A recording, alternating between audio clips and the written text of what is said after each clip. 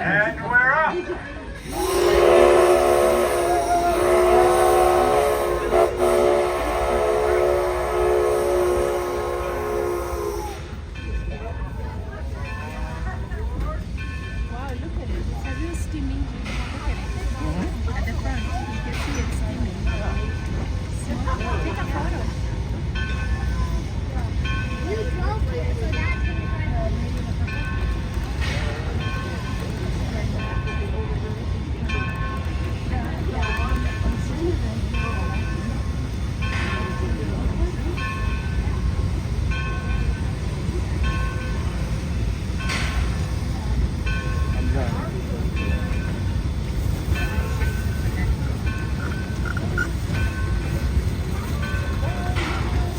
Look to the left of the locomotive, you're going to see a spur track. Most of that equipment on the spur track, along with the two steam locomotives we operate here and the cars you are riding on.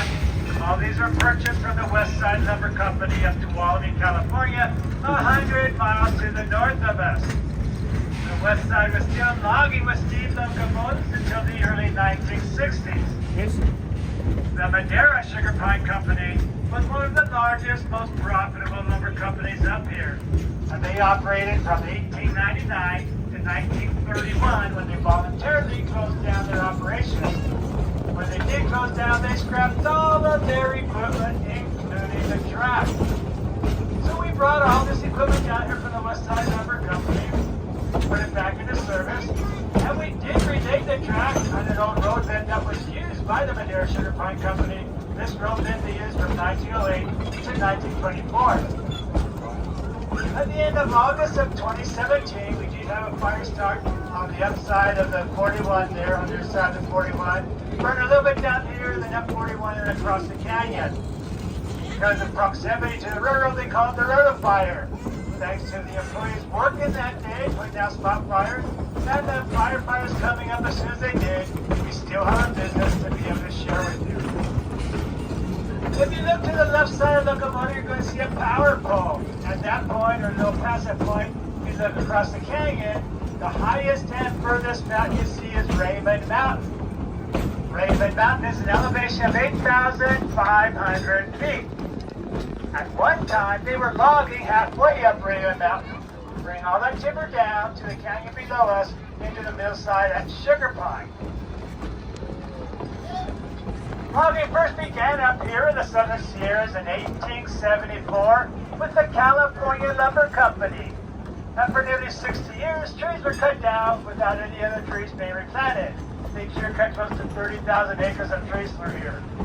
So the trees you're looking at are a result of a natural reseeding from the very few trees left standing once they had finished logging. So it makes it a very young forest. The oldest tree that we'll see in our forest as we go through it today, 115 years old. We are going to see several types of trees as we go through the forest. First tree I'd like to mention is the California black oak. This tree has a flat green leaf very similar to a maple leaf. The Native Americans, they would gather the acorn from the black oak, grind them up, soak them in the stream to remove the bitter tannic acid. Once dried, it was a major source of protein for them. Another tree you'll find growing up here is the incense cedar tree. This is a tree with a reddish-brown bark. It does have a segmented type of leaf, but no needles. The larger cedar trees look very similar to a California redwood tree. And then you also have the white fir growing at this elevation. White fir has straight, even-layered branches that stick straight out and 1-inch needles. The white fir is related to the red front Douglas fir that do grow at higher elevations, but you might recognize that tree as a Christmas tree.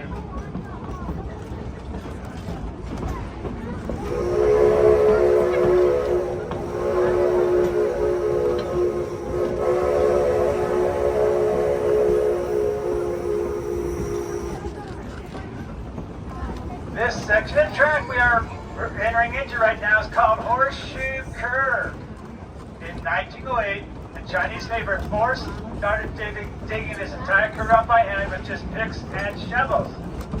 They did have a few teams of horse symbiotes with carts and wagons to haul some of the dirt out, but they hauled most of the dirt out by hand in a wheelbarrow. If you want to get an idea how much work was involved in that project, all of the dirt that you're going to see piled up on the inside of this curve is what they had to move out to make room for the roadbed we are traveling on.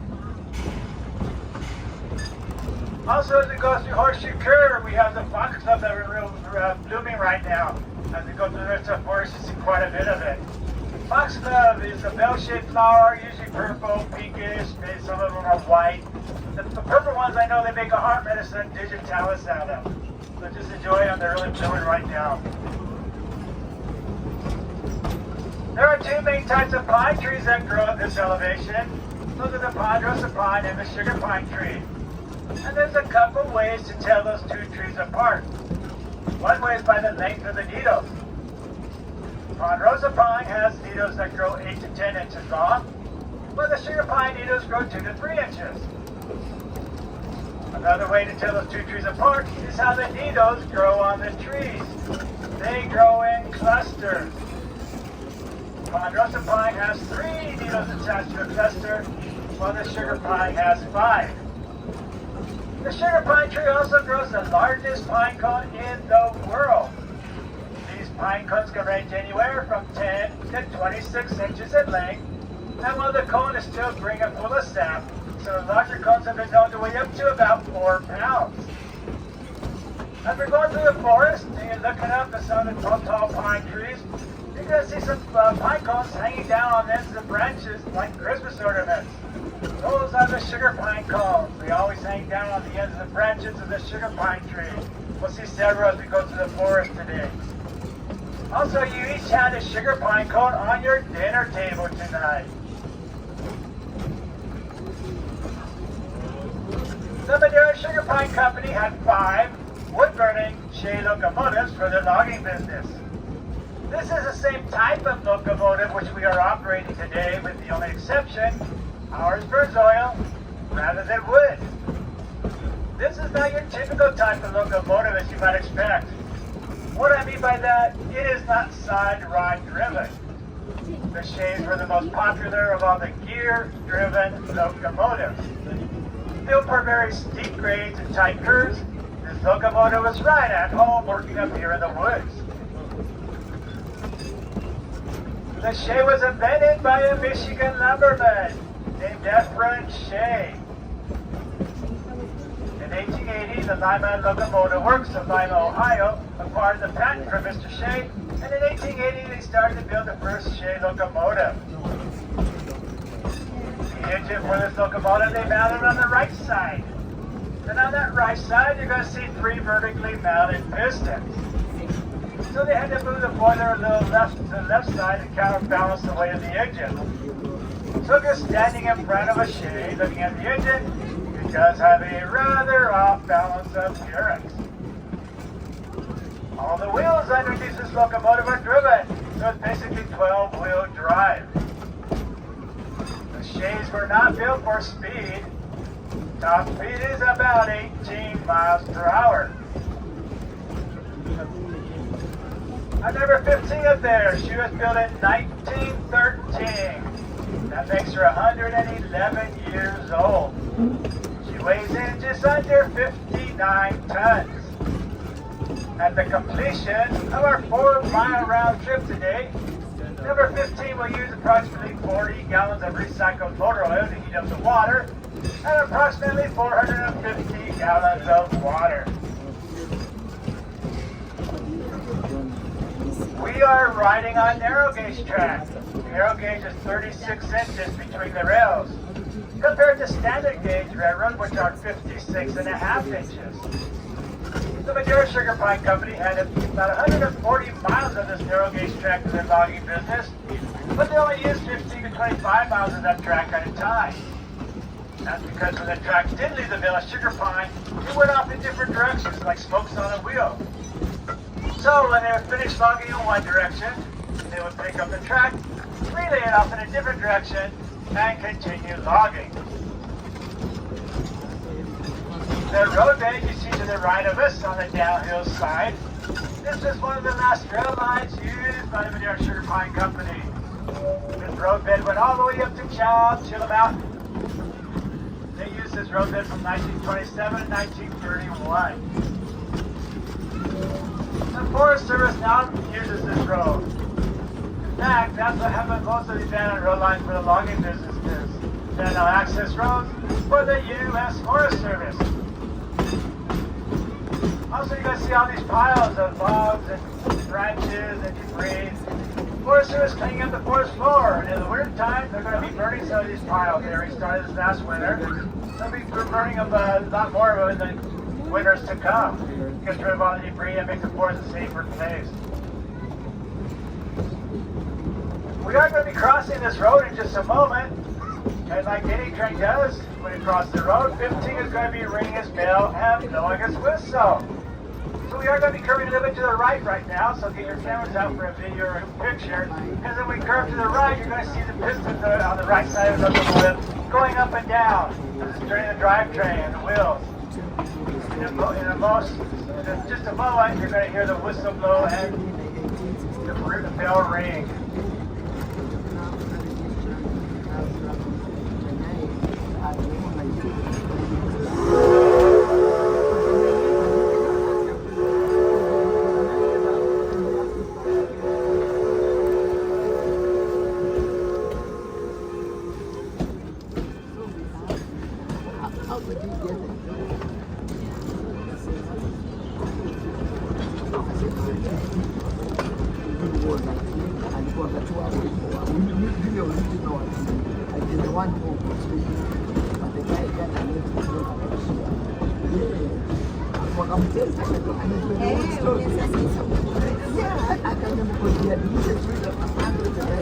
Okay, up ahead by number 15, you're going to see some green ground cover on either side of the track. That green ground cover is called bear clover. From about the middle of May to the end of June, it does produce a small white flower. The loggers, they gave bear clover a different name. They called it mountain misery because of the smell that came off, the pungent smell, and how oily substance that stuck to their clothing when they walked through it. They do a couple of washings to get out of the coveralls. The Native Americans, they brewed a tea from the leaves of the bear clover. This tea would help them cure headaches, reduce fever, take care of general aches and pains. We now know this plant contains a lot of acetylsalicylic acid, which is the main active ingredient in aspirin.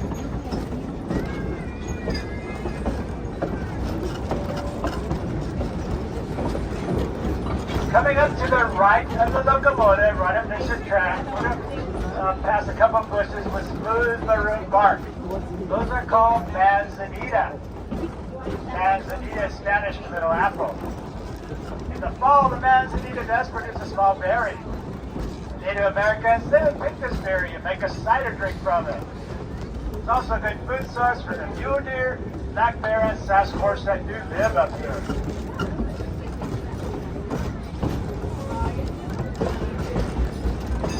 The Madera Sugar Pine Company employed a workforce of 800 men at one time. And these men, with just the use of axes and cross-cut saws they call misery whips, could cut about 80 stack cars of timber a day. In that 32-year span of the Madera Sugar Pine Company, they cut 1.5 billion more feet of lumber. If you would take all that lumber and lay it end to end, it would go around the world more than 10 times. As you can imagine, the work was hard and the days were long. Laborers could expect to work 6 days a week, 10 hours a day, earn 10 cents an hour plus room and board. Skilled laborers such as engineers and carpenters, they made a whopping 30 cents an hour, which is still the going rate on our train today. The lumberjacks, though, they got paid by the tree. So the more trees those lumberjacks cut down and the bigger the tree was, the more money they earned. Once those lumberjacks did cut down those trees, they used a donkey engine, which is a steam-powered winch. They skidded the trees over to where the flat cars were attached to the train. They got those trees on the flat cars, and then the train was off to the mill at Sugar Pine. And those Sugar Pine was only about 1.5 miles from here.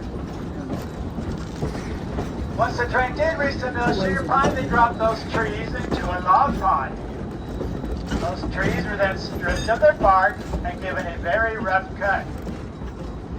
All that rough cut lumber was then placed in bundles of 12 to 14 inches high. Then they put a metal clamp on each end of the bundle to hold it together. Then they put or dropped the bundle into a flume. A flume is a V-shaped wooden trough with water running through it. Elevated up on trestles and fed by gravity, the flume left the mill at Sugar Pine, followed the Fresno River all the way down to the San Joaquin Valley floor into the town of Madera.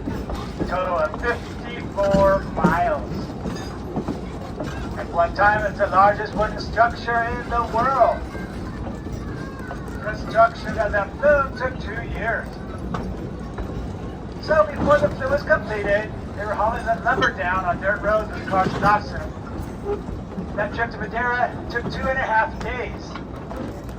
But once they finally did finish the flume, it only took that lumber 12 hours to get all the way down to Madera from up here. Stationed along that flume every few miles were employees they called flume herders. Their job was to keep track of that rough cut lumber as it did go down the flume.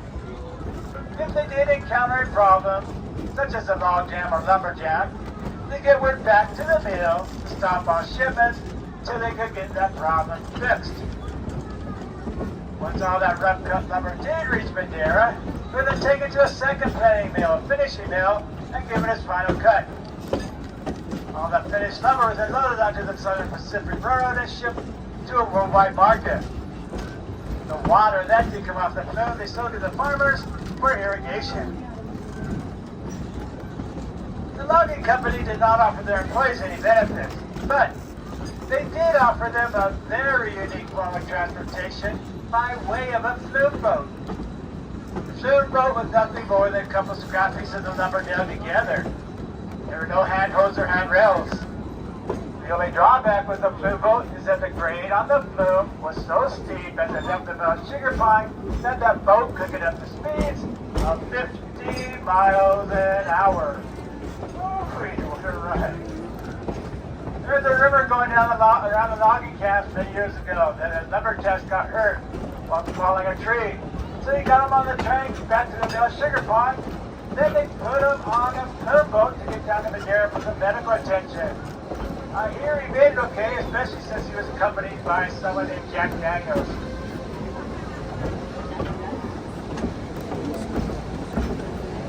We are entering into Lewis Creek Canyon. Lewis Creek was one of the 5 sources of water used by the mill at Sugar Pine. We are going to be climbing up a 9% grade as we go into our day's picnic area. For your entertainment, we'll continue around the campfire with Sugar Pine.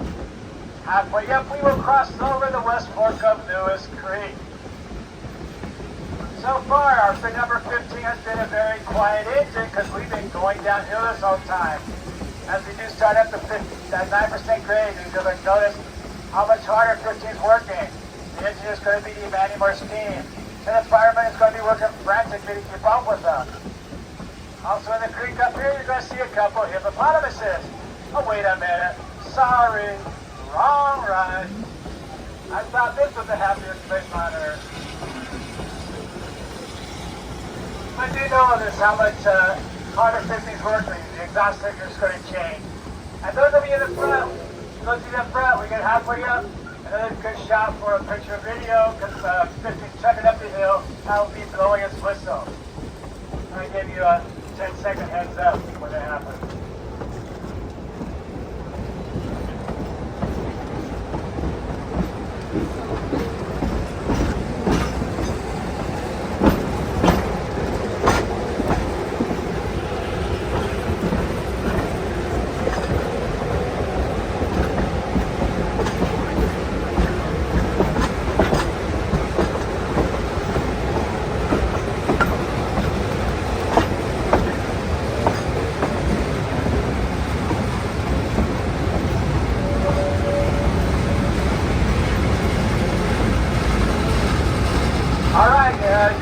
now, that 15's going to be blowing his whistle for the mission of the front. You get a good picture of it.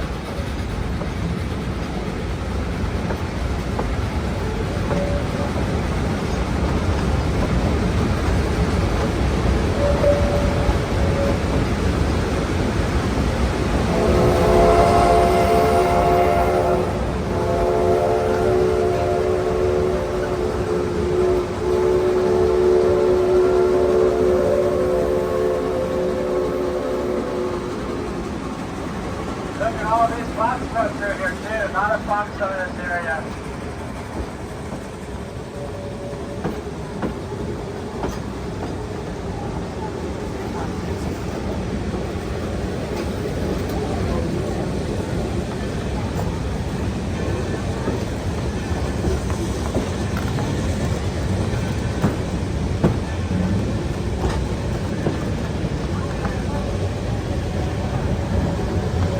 All right, we are in the Sierra National Forest. Of course, there's going to be a lot of fun things here, interesting things.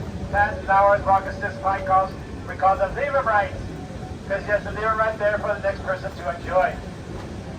Okay, please wait for the train to come to a full stop. Once it comes to a full stop, feel free to follow the sugar pine down to the campfire. Those of you in the back, it's easier to walk up towards the locomotive before walking down to the campfire. Please wait for the train to come to a stop before standing up. Thank you.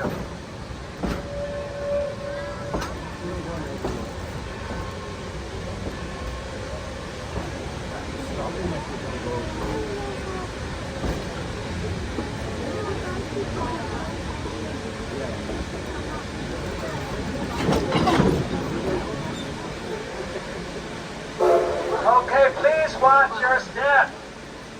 Enjoy the campfire sugar pine.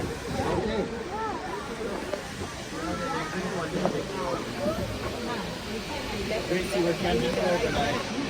You have to hike back there. Yeah, did you bring your clothes? Are you ready? It's all night.